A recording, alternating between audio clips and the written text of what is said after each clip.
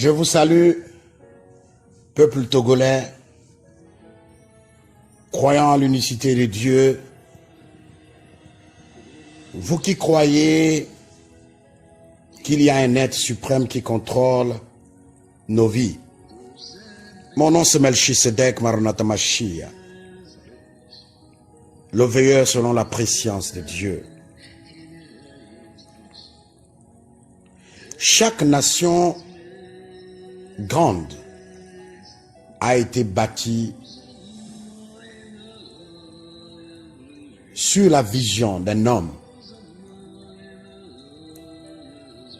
Et c'est dans cet élan que Israël a vu son destin changé par des prophètes. Si mon peuple, sur qui invoquait mon nom, s'humilie, prie et cherche ma face, et s'il se détourne de ses mauvaises voies, je l'exaucerai des cieux, je lui pardonnerai son péché, et je guérirai son peuple. Aujourd'hui en Afrique, le chrétien est devenu une honte. Une honte au point où même les messages qui sont donnés par de vrais prophètes est rejeté à cause de ceux qui sont venus avant eux. Beaucoup de conflits en Afrique. Mais que font ces prophètes? Dieu les parle-t-il vraiment? Est-ce vraiment vrai que Dieu parle de nos jours? L'incrédulité a envahi. Et le message que je viens vous donner, beaucoup diront c'est faux. Beaucoup diront c'est de n'importe quoi ce monsieur. Il a dit des choses qui ne se sont jamais réalisées. Je voudrais juste vous dire, dans la vie des grandes nations, il y a toujours eu des hommes comme ça, qui rejettent le message de Dieu. C'est dans cette optique que les hommes ont rejeté le message de Jérémie. Et quelle fut la finalité? C'est dans cette optique que la sourate Yassine a été révélée aux musulmans lorsque le message de Dieu fut rejeté. Et quelle fut la fin? Je m'adresse ici aux Togolais parce que véritablement, lorsqu'il y a des sages et que le ciel s'assombrit, ils savent que la pluie va bientôt tomber. Je vous en prie, quelle que soit ta confession religieuse, ne prends pas à la légère ce que je suis en train de dire. Le Togo m'a apporté tout ce qui est de bien.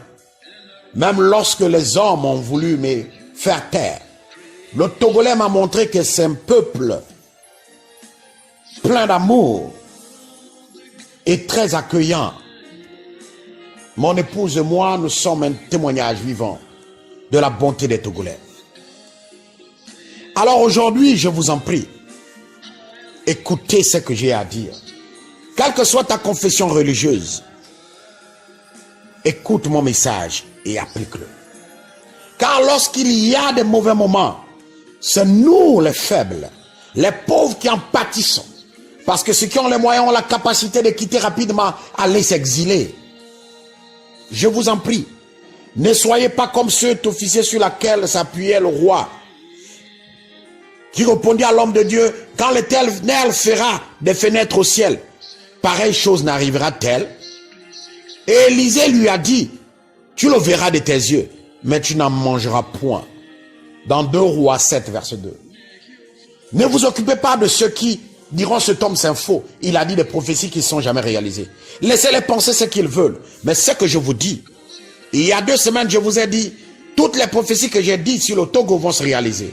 Ça va commencer par une petite pluie qui va tuer des gens. Puis après, ce serait des braquages sur braquages. Et ce que j'ai appelé réverberé va arriver.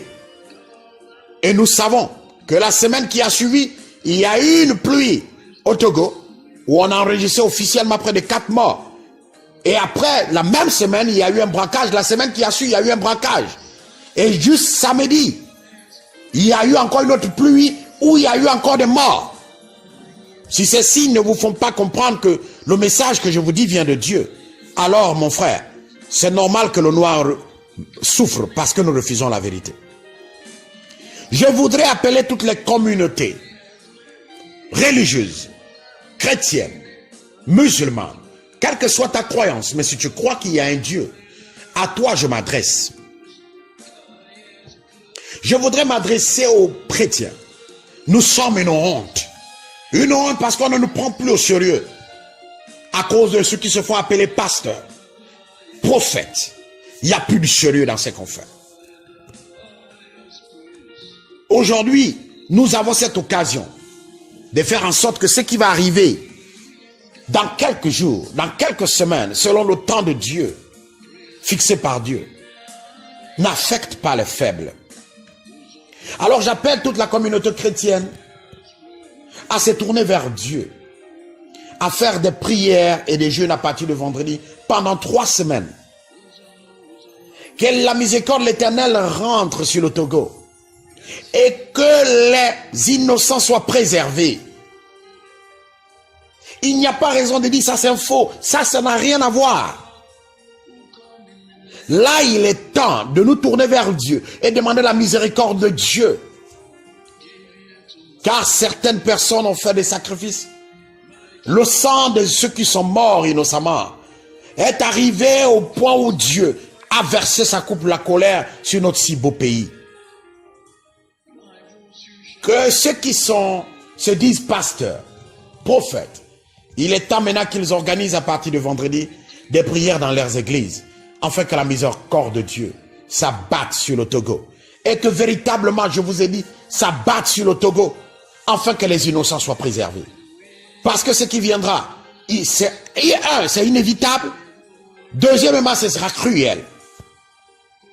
J'interpelle les musulmans à faire cette prière spéciale avant la prière de Soub, c'est-à-dire celle de la nuit. De faire 2 rakas. Pendant ces 2 rakas, ils vont réciter dans la première raka Fatiha Kitab, Surat Ikhlas, et dans la deuxième raka, ils vont réciter Fatiha Kitab, Surat Nas et Falak.